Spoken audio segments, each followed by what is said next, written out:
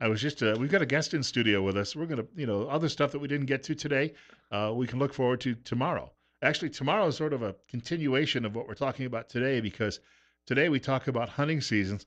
Tomorrow we talk to some guys as well about firearms, and they all go out and go hunting. So there's a bit of a combination between the two. So the next couple of days, if I had a fellow tell me, in fact, at a meeting I was at in July, he said, my two favorite segments of the program are Kelton Hatch and then the gun guys. Hey, This week we get they're both. red-blooded American there. No, no, no. You kind of made me chuckle. I got thinking about that. You know, you get talking about.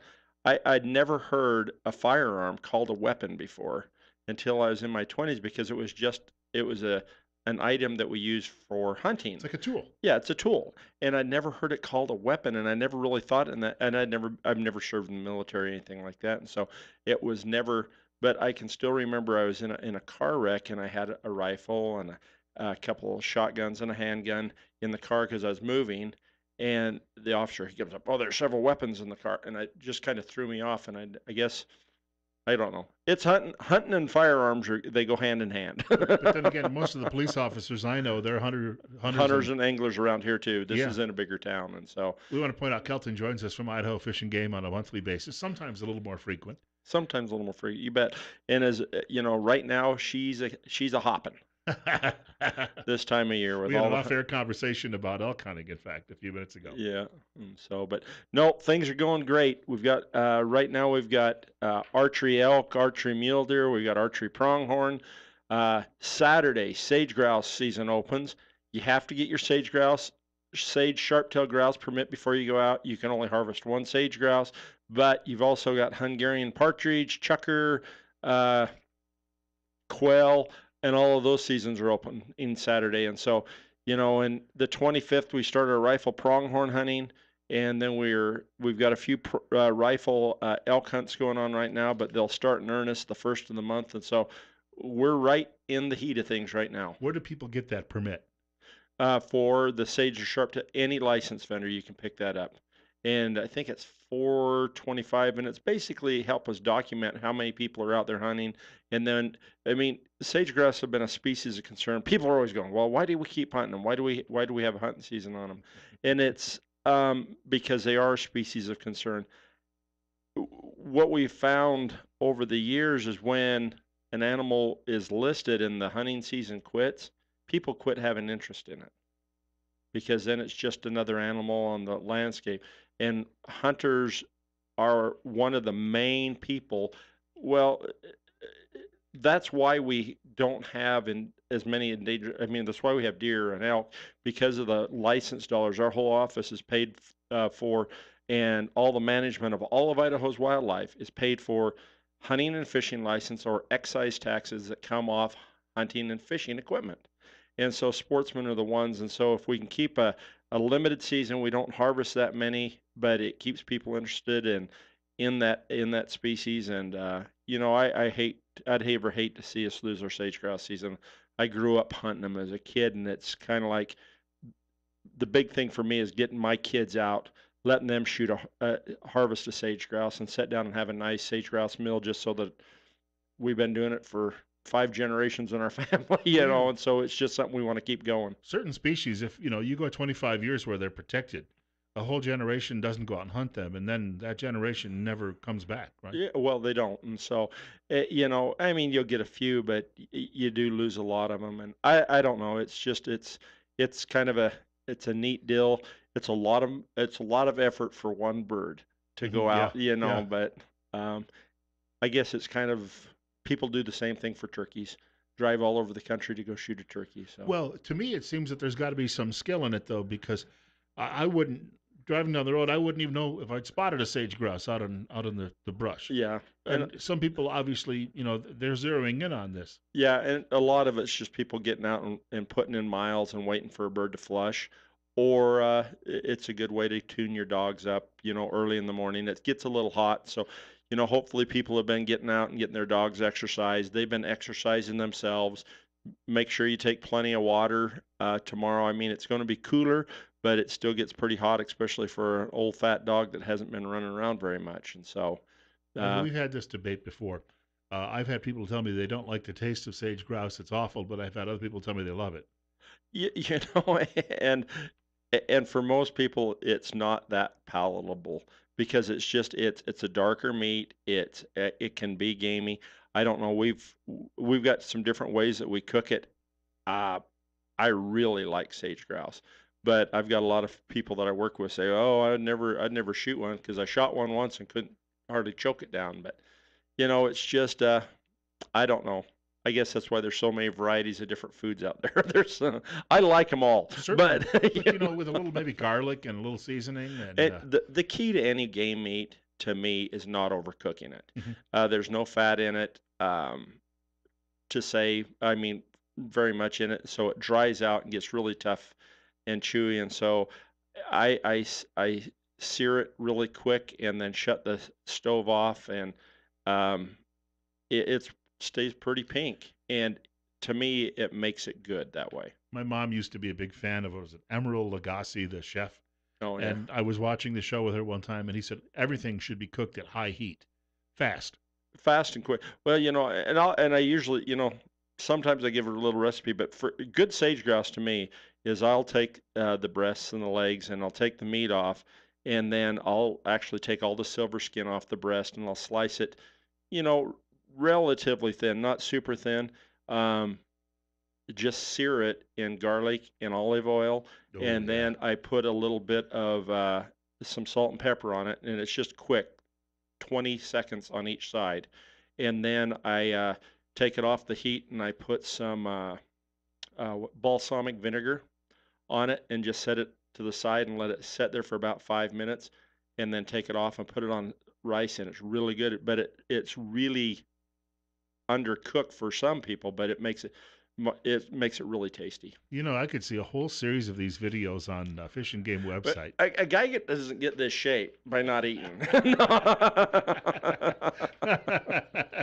You got a note here about tag exchange problems. It's Probably that get a time of call year. about this at some point. Oh, we do. We get uh, every week we have probably 5 to 6 people that come into the office that want to exchange a tag that they have.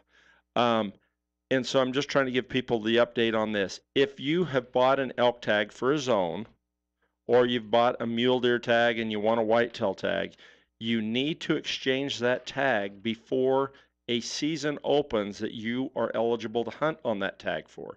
So, like if you have an archery permit and you have an elk tag that the archery season's already started, we cannot exchange that tag. If you don't have an archery permit and the rifle season hasn't started for that elk or deer tag, we can exchange that tag. But you have to get that tag exchanged before a viable season for you to actually use it has happened. And so it's just, I know some people, they come in, well, I haven't been hunting at all. That's why I want to exchange it. We can't exchange it if there's been a season open. So I just wanted folks to know that. Um, and we get a lot of calls on that. The other thing I wanted to talk about was we've put the non-resident deer and elk tags on sale. We set aside a certain amount of tags for non-residents every year, according to our population estimates. And so we take these tags and now we've opened them up for the general public. And so even if you're a resident, you can purchase a second tag at non-resident prices. So if you want to hunt an elk, it's $400. You have to buy that tag at non-resident price, or you can get a deer tag for $300. Those tags are starting to move a little bit faster. We're down to around 2,000 elk tags, and we've still got about 7,000 deer tags. But starting the first of next month, I guarantee we will sell those out again. Those tags go really quick. Um, and so we update that. The only time, if you go on the internet and you look and it says, oh, we've still got 2,000, well, look at it again Friday or Saturday because that's when they update the system. And we've gone from, 1,000 tags down to 20 tags in the course of a week before. And so you want to be cautious on that if you're wanting a second tag. We've got a caller with us. I just want to point out we're at 916, and Kelton Hatch from Idaho Fish and Game is in the studio with us. Bill Cowley as well on News Radio 1310, KLIX and newsradio1310.com. Telephone number 208 736 0300. And caller, you're on the air. Good morning, Kelton. I got a quick question for you. You talked briefly about exchanging tags. What's the policy now on transferring tags? Say a family member bought an elk tag for a popular zone and they weren't going to be able to use it and wanted to transfer it to me. Last year we had that situation, and your office told me that I couldn't do that unless I was number one on the waiting list for this sawtooth zone. However, the Boise office told me there's a way to do that, that the waiting list doesn't mean anything, and they had to explain how things go. Can you explain how that is supposed to happen? Boy, yeah, I what you've got is different than I guess I go along with our office. That's what drives me nuts. And I'm sorry, and I'll be the first to admit, we just need to get more uniform information out from all our different regions. The policy that I know is that you have to be on the waiting list. And if you're on the waiting list in Boise, or in Twin Falls, we send all those lists into Boise, and they're supposed to issue those tags to the first person on the waiting list. If they're doing it some other way, I guess I'd go through Boise and work with them, because the way we're doing it at our office is you can't exchange it just to another person. Um, I don't know why that is, and I don't know why Boise's doing it, but that I appreciate you bringing that up, and I'm gonna go back, and I didn't realize Boise was doing that. That drives me nuts, because this is the policy that we had been given before, and I hate it when we get different information coming out differently from another office. But I'm going to jump off that just a little bit. But on other tag exchanges, I was going to say, if you're under the age of 17 and your parents or your grandparents draw a tag, you can transfer that tag to a youth that's under the age of 17 without any problem. But I'd never heard of this other way. So I lost a caller. You yeah, must but have thanks for your call. he got it answered. I hope. Which you got into some detail there that he probably got more than he wanted. Yeah, yeah, and that's frustrating to me, and I apologize to people when you get one answer at one region and a different that's not the way we should be operating. We need to get these policies out, and what happens is people try to do the right thing, and they try to go above and beyond sometimes, and then we just get in hot water with everybody. You know, though, I found, and I don't know, Fish and Game may work on a similar basis. Idaho State Parks, if you go to the website, you can ask questions at the web, and they're thorough and they're fast about getting back to you with details. And I would assume people sometimes, if they have a question or comment, same thing at your website. They do. Usually we do that on Facebook, and it's different regions. Facebook's ours is probably the most active Facebook in the entire state, and we really try to monitor the questions that come in. I mean, sometimes people get frustrated with us because it may be night Yeah, or yeah. a weekend or something like that, and we don't jump right back on there. But we've got a lot of staff that'll look over those things and answer those even on the weekends. But that's where we try to get our answers out. And you can email our website. We've got more coming up with Kelton Hatch from Idaho Fish and Game. Also, your telephone calls, too. 20 minutes after 9 o'clock, Bill Colley on Top Story on News Radio 1310, KLIX, and newsradio1310.com. We're at 61. Our studio guest is Kelton Hatch, and he's joining us, of course, from Idaho Fish and Game. Hey, a quick mention. I wanted to point out, if you're listening to the program, a big thank you. But if you're struggling with your hearing, we need to have you get in touch with Mount Harrison Audiology in Rupert, Dr. Christine Pickup. She is an independently owned audiology service.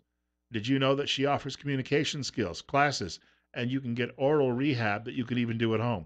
At Mount Harrison Audiology, she knows that hearing aids are only part of the equation. True hearing healthcare should include tools and techniques that enhance communication for you and your loved ones. Trust your hearing health to Dr. Pickup at Mount Harrison Audiology, 208-312-0957. If you've got a question or comment for Kelton Hatch from Fish and Game during the course of this hour, feel free to give us a call at 208-736-0300, 208-736-0300. Maybe we're going to jump around a little bit here, but we got to talk about the weather. People who may be going up north in the next couple of days should take their snowshoes. And a jacket. Yeah, It sounds yeah, like it's going to be, yeah. they're actually forecasting a winter storm warning up north. I guess you've got to go out and be prepared for both. Right now, you have to be careful that you don't start a fire, but then if it starts to snow on you, then you have to be careful you don't get stuck. And so you really need to be prepared this time of year when you head up. But it sounds like we're going to have good, cool weather for the opening weekend of sage grouse and birds. And so just be prepared. If you're hunting and the snow is powdery, it's pretty easy. But I'm going to guess if you're out there and it's that soggy, wet snow, It's going you to be heavy and wet. And I'm going to tell you one thing right now. It, um, the hills are full of what I like to call moon dust.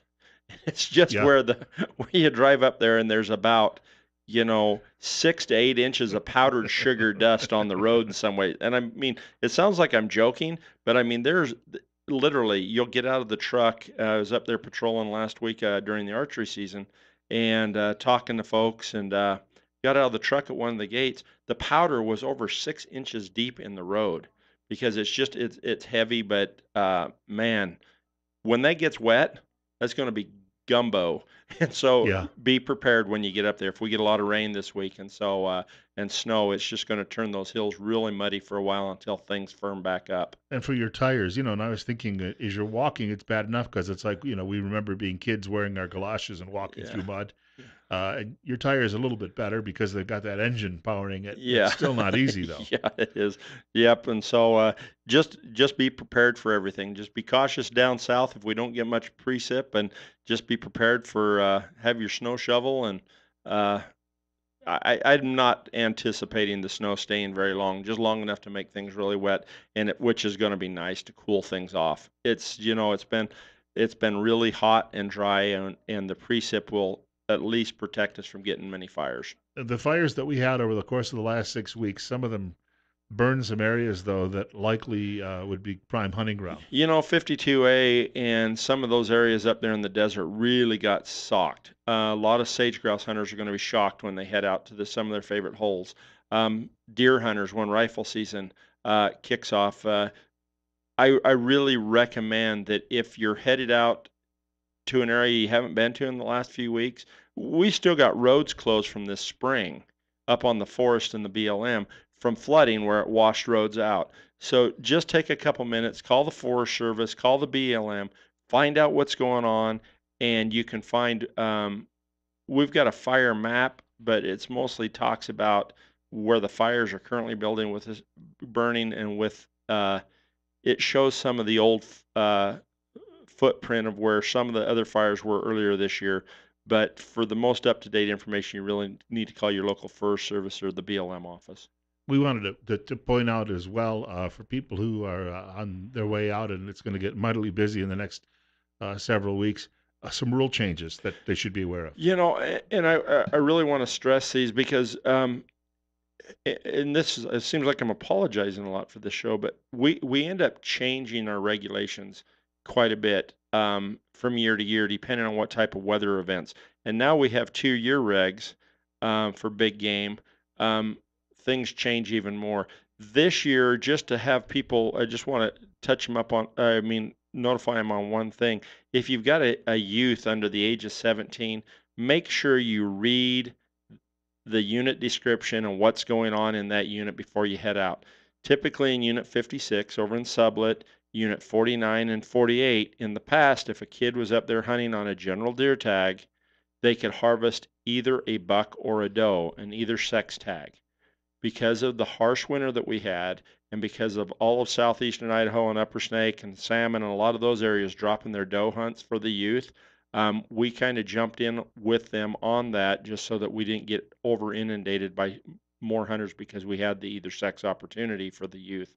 And so make sure you read through those unit descriptions. There's still some units in our region that allow youth to harvest bucks or does, but you really need to look through the information every year on the unit you're hunting so that you're well within the guidelines. I was going to say for the younger folks, um, this is an education that they should have already had, I would assume, at some point because the classes are available. They are, and we're and like I've told you before, we're just inundated right now with hunter ed classes. Everybody wants their hunter ed class because hunting season starts the 10th for the general deer season, and that's really the big push. Is everybody's trying to get through. There's two avenues you can do right now. You can hurry and take the class online, or try to find a class We've got our instructors going as fast as they'll go. Some of our instructors are hunting right now, and they're not teaching because once hunting season starts, that's why they teach hunter ed, is because they like to hunt. And so we're some of our classroom classes are starting to slow down, but you can go online and get that. Or for a first time hunter that's never hunted, there's an opportunity to get a passport, and that means that they can just get a passport, hunt 1 year Mhm. without a hunting license as long as they're with a mentor. And so you can take your girlfriend or your wife or a kid that's old enough to hunt out hunting without having to go through the class the first year to see if they like it. We got more coming up with Kelton Hatch from Idaho Fish and Game. We're at 9:30 already. Man, you make the clock just fly by. Well, this is interesting stuff. It is. Come on. It's 62 right now. On our way maybe to 70 today. Our guest is Kelton Hatch from Idaho Fish and Game, joining us in the studio until 10 o'clock this morning. If you've got a question or comment for him, feel free to give us a jingle at 208-736-0300. Bill Colley handling the telephones at 62. And want to point out, high temperature today may get to 70. It's starting to look maybe a little doubtful on that point.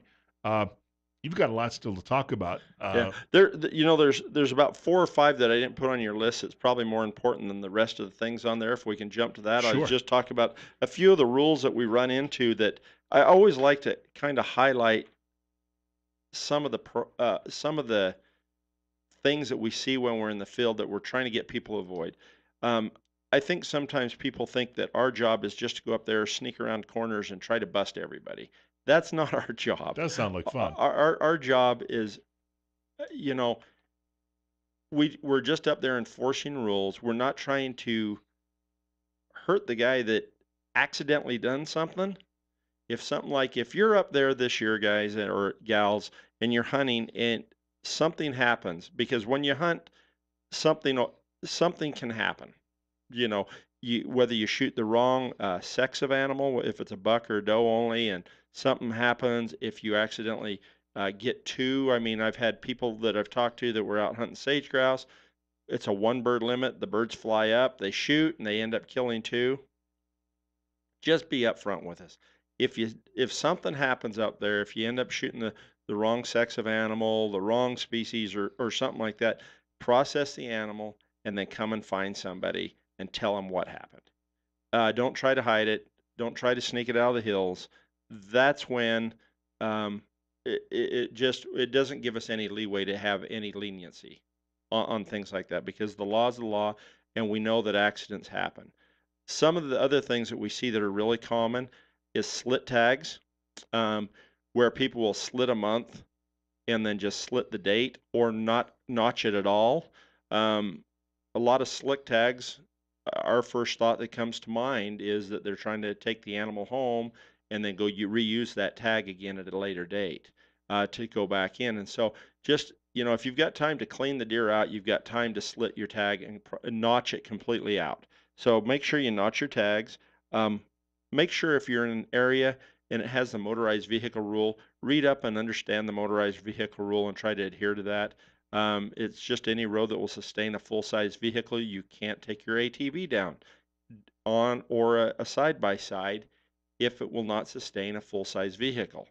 That was the single biggest complaint that we get on our surveys when we talk to sportsmen is unregulated motorized vehicle use in areas that there's supposed to be motorized vehicle regulations in. And so just be cautious of that. The other thing is always leave identification on the sex of your animal. If it's a buck tag or a doe tag, you can leave their heads attached naturally. That's all we need, because we can tell it's an antlered or unantlered. Otherwise, you need to leave some part of their genitals on there so that if you break them down, so that we know what sex the animal is. That's regardless. I mean, if it's a either sex hunt, we still need to have that naturally attached to that carcass, even if you're backpacking an elk out. And so you leave that on there. We've got a caller with us, and want to point out it's coming up on 9:38. Caller, you're up next on Top Story. Good morning here. I know you're talking more, on the hunting regulations and the hunter ed classes and stuff, but I had a question here on your trapper's ed classes. You bet. Uh, is there any plans to have any trapper ed classes here in the near future? I'm thinking about my grandson. I've had a trapping license every year, for several years here since the early '90s. But he's up and coming, and so he's going to have to take the class. And the ones that I've seen online, have been up around Boise and over around Idaho Falls, Pocatello, and stuff. And where it's a multiple day class, that's kind of a little far, to travel back and forth, day after day on that. Oh, I So, agree. You bet. are we having any kind of plans or anything like that to have a class here locally? We are. We've had 3 so far this year. We had them Uh-huh. earlier in the year. We had them this spring. Um, we had some pretty good turnouts, and we're probably gonna have one within the next month. If we can get one of our instructors away, or I'm gonna probably end up helping teach that, and then we'll have a couple more as the winter goes on. Our goal this year is to have 3 to 4 classes before December for trappers education. And it's a good point you bring up, because everybody that hasn't taken trapper ed, that's had their trapping license for less than 6 or 7 years, it's become mandatory that they end up taking a trapper ed class, and so you need to start looking for those classes. And we're actually certifying trapper ed instructors right now to try to get more of a volunteer group core. And so if you're interested in helping teach one of those trapper eds classes, since you've got so many years, we'd love to talk to you about that. So give us a call at 208-324-4359 and talk to Tanner Ray Alberti. I want to thank him for the call, and maybe we can repeat that too after the break, You just bet. so people can jot that down if they didn't get a chance. At 63, Kelton Hatch in studio with us from Idaho Fish and Game. We're at 940. Kelton Hatch in studio with us from Idaho Fish and Game. It is 943. We're at 62. Bill Colley with you as well, handling the telephones this morning on News Radio 1310, KLIX, and newsradio1310.com. Number is 208-736-0300. We'll try and get back to phone calls in a few minutes. Kelton has a few things he wants to touch upon first, and I quickly wanted to mention we're going to be looking at some big changes in the weather over the next week to 10 days. And if you haven't tested the furnace yet, you should be doing that. Flip it on and see how it's working anytime now. And if you've got issues, you've got to call the pros at Ramsey Heating and Electric in Burley, and they'll come out. They'll get the job done. They'll get it done right the first time. Problem-free, cozy winters are found at Ramsey Heating and Electric, 2600 Overland Avenue in Burley. Telephone number 208-678-0459. Ramsey Heating and Electric, where they sell warm winters and cool summers. I have to add that 208 to everything now because Makes me mad that we've grown that big. I hate the fact that my home state has gotten so large in population that we had to put 208 and get another prefix. I don't even know what the other prefix is. But it starts with an 8, but they could have divided it. They could have just said, all right, Northern Idaho is going to be the new Well, prefix. And I like the fact that way I can ID the newcomers. No, oh, you're not. No. so all of the new cell phones will have the 8. I Yeah. know. Well, all the new cell phones and all the new, if you have a landline and stuff. But no, I guess that's my bias coming out. But no, a couple other rules. I wanted to jump back at that phone number for our office is 208-324-4359. If you're interested in being a volunteer, being a reservist that helps us at check stations and checking our access yes properties, or doing a multitude of properties, you can call that same number, or multitude of volunteer opportunities. Or if you want to help with trapper or hunter ed, you can call that number 208-324-4359 and ask for Tanner Ray Alberti. She's our volunteer coordinator over there. And you've got a note here, and this comes up every year about reporting poaching. And by the way, my experience has been that most of these people rarely ever get away with it. Big wide open spaces in the state, but people rarely ever get away with it. Well, the reasons they rarely get away with it is because people call in. There's a couple things what happens on that is I get talking with people all the time. They go, well, I saw this happen, but I should have called, but it just made me mad.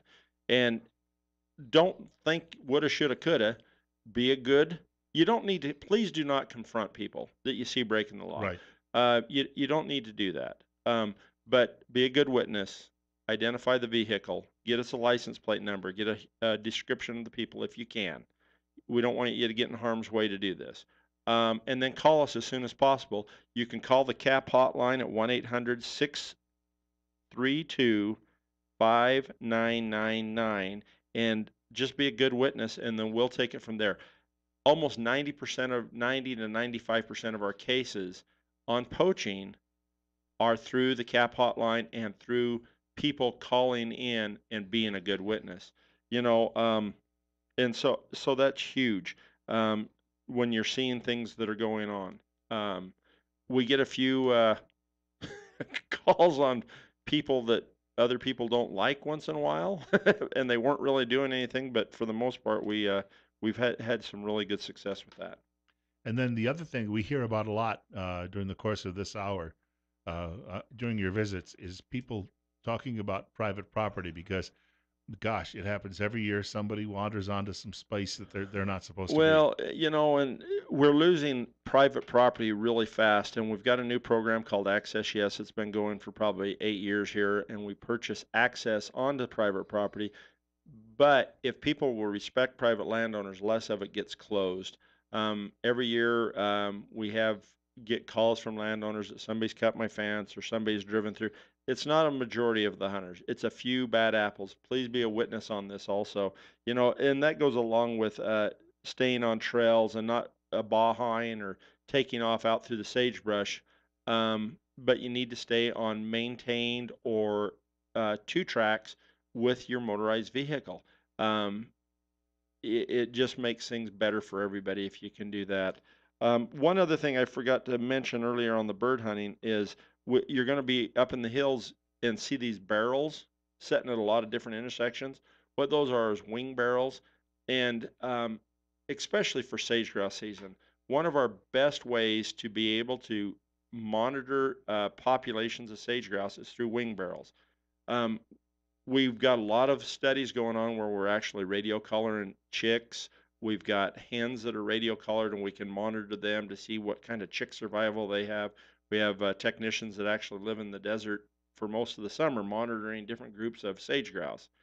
These wing barrels allow sportsmen to detach one of the wings, put it in the barrel, and then we take all the wings in the state, and right here at the drone office, we get everybody together and we go in and age and sex the animal so we can determine whether it's a male or female and how old they are from the feathers on those wings. That gives us a good idea of what our population is doing. If we got a lot of young chicks or young wings in there Hmm. where they're a year old, we know if we've got a lot more than we have adult wings, means we had a really good hatch and we've got good things going. If we've got mostly adult wings and very few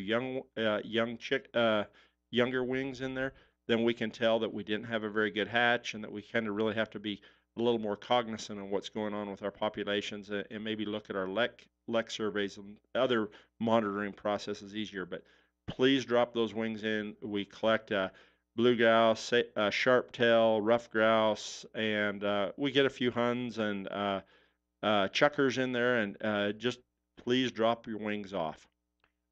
Two things that came to mind as we were talking this morning. Number one, respect your surroundings. We were talking about weather and fires and snow, Hmm. but also respect the neighbors and other people out there because, Oh, you bet. when you talk about private property and poaching and issues like that, if you don't, and this happened to me one time, I was out in Owyhee County and I had no idea where I was. And I didn't take a map and I just was following whatever road seemed to be a public road. Yeah.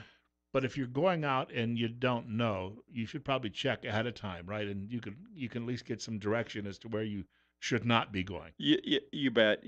Just be cognizant of your surroundings. I mean, if you see a big no trespassing sign on a road, good point. You shouldn't. Most of our roads that people don't want people to drive down, they have big trespassing signs or have gates pulled across of them. Um, but if you run into one of those gates that you think is unfairly marked no trespassing, also give us a call and we'll go double check it to make sure that um, because we've actually had incidences where people have gone up and blocked gates just so that they didn't have any other people up there hunting with them. And I hate to see actions like that, but there's always that little bit of competition, and I guess hunting to me it's just very important as in part of my life, just to be able to get out and enjoy nature in that way. And so I guess the thing is when you're going out there, try not to make it a competition. Just go out and enjoy it. And also respect the other hunters out there. If you see somebody that's stalking a game animal, they're in front of you, don't lob a shot in just because it's out there and you can shoot further than they can. I mean, it's just, I guess, just have a little bit of, I guess get looking for the word ethics or treating others the way you want to be treated, and you'll have a lot funner time, less stress and things like that when you're just out there having a good time. I actually hunt in less populated deer areas and hike in further just so that I can avoid getting into situations like that. And so, Well, it did, again, and that brings up, your comments about knowing the rules. Um, a lot of people are out there and they're carrying firearms. I mean, hmm if you know what you're doing, you're going to be safe. But on the other hand, if you don't know what you're doing, firearms can be dangerous. If you cross someone and they get violent, you don't want to, which is why you don't try to start a yeah. confrontation. But when you say know the rules, you can't go out there and plead ignorance. That's the problem. If you're out there, you're supposed to know what you're doing. Exactly, and if you've got a hunting license, you need to know the rules, and so just be aware. Hunting season, get out and take a kid out, take a take a family member out. Some of the greatest times, and I've had people that I've ran into that were non-hunters, and they're not opposed to hunters. They just hunting. They just didn't hunt. They go, oh, it's such a waste of time and gas and money and stuff like that. I've never spent better quality time with any of my children than on a one-on-one hunting trip with them, where most of the time you're sitting, visiting, rather than hunting or hiking, Sure. or windshield time with your kid is really important, or your spouse, where you're just spending time together, driving down the road and get a visit about things. I sometimes think that we've kind of lost track with, we're so governed by our electronics and our schedules and all the things that we have to do that sometimes we forget to just shut all that stuff off and go out and enjoy the outdoors. And that's why we live in Idaho. We're very fortunate to have the outdoor opportunities that we have here. And you talk about that family aspect of it. I remember camping one time with my daughter. She was about 10 years old, hmm and we were sitting up late because we cooked over the fire outside, and we were just having a conversation, and the conversation went on for about an hour, hour and a half, and the next thing I know, she was silent, falling asleep. Yeah. But I can look back on that one moment, and I remember every detail about it because we didn't get a chance to do that a lot as father and daughter, and there was an opportunity that came up once, and I hope she has the same memories about it. Yeah. And there's no other distractions. Right, You're right. single-minded, and it doesn't have to be hunting. I mean, there's lots of other things. Fishing is, that's one thing we failed to mention in this show is fishing's starting to really pick up right now. Fishing's going good. Get somebody out and go fishing and just enjoy the day out there. Salmon dams really picked up. All your lakes and streams are really good right now. This is probably it is the best time of year for catching uh, good sized trout and fish just because it's off those hot months. Water temperatures starting to cool, moss beds are starting to die. Give it another couple weeks and she should be going gangbusters. Yeah, you talk about that. I know there are a lot of people out there who this time of year they're torn. Do you go hunting or do you go fishing? Go fishing. That's a self-serving statement. I don't do a lot of fall fishing because of the hunting season. I figure I've got all year, but I've got some buddies that they're hardcore anglers and they can't wait till all the hunters are off their lakes and their streams so that they can go out and have them just to Well, fish. this was an unusual year too, though, because of all of the runoff we had, and it was cold for so long, and at least in the streams. It was, and the fishing season really started off slow. Lake fishing was really bad. You couldn't hardly get onto streams until mid to the end of July in some areas, even later in that.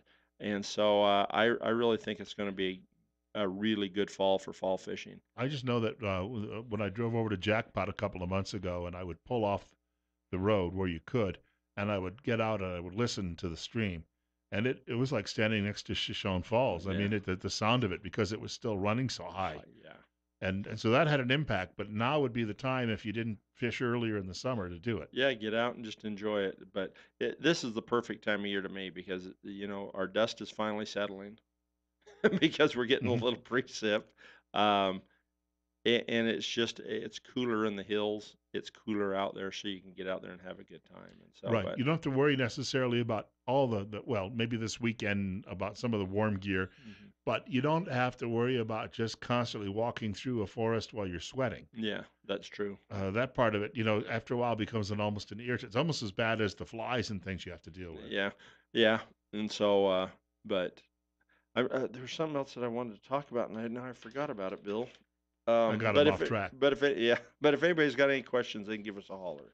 We've got about a minute left, and we don't spend too much time talking about the website. But if anyone goes to that website, I'm always amazed by just the detail, the news updates, the photographs, and if if you need rules or anything else, it's like the one-stop shop. It is one thing and that's a really good point. We've got two places that you can get the best information from. Is if you need a map of your hunt area and you don't know exactly the boundaries, go to our website. You can go to Hunt Planner. You can find your unit for deer, elk, antelope, whatever species you have, whatever tag you have. You can click on that map. It will come on your screen, and then you can print it off and you have the boundaries. It goes to topo maps. You can get any of your map needs met on that huntplanner.com. I mean, Hunt Planner at fishandgame.idaho.gov. Then one thing that we've really tried to do is we've implemented a Facebook page, and it's Magic Valley. Friend us at Magic Valley Facebook or Idaho Fish and Game Magic Valley, and you can get on there. And we try to keep updates on there. You can ask questions there, and we try to get back to you on those as soon as possible. If we don't do it right then, we will get back to you. Uh, great information out there, but you can also call us at the office at 324-4359. We want to thank you. We'll see you again in a few weeks. Hey, sounds good. Thanks a lot. Kelton Hatch joining us this morning from Idaho Fish and Game. We're coming up on news at 10 o'clock from Fox. Rush Limbaugh's, I can get that out, Rush Limbaugh's program. I almost said Limburger. I'm thinking cheese today, I guess. I'm hungry. Yeah, always. And then Sean Hannity after 1 o'clock news. Glenn Beck following the news at 4. Dave Ramsey following Fox News at 7 o'clock tonight. And God willing, in the creek don't rise, I'll be back here tomorrow morning. We'll be talking firearms tomorrow morning as well. I hope you can join us.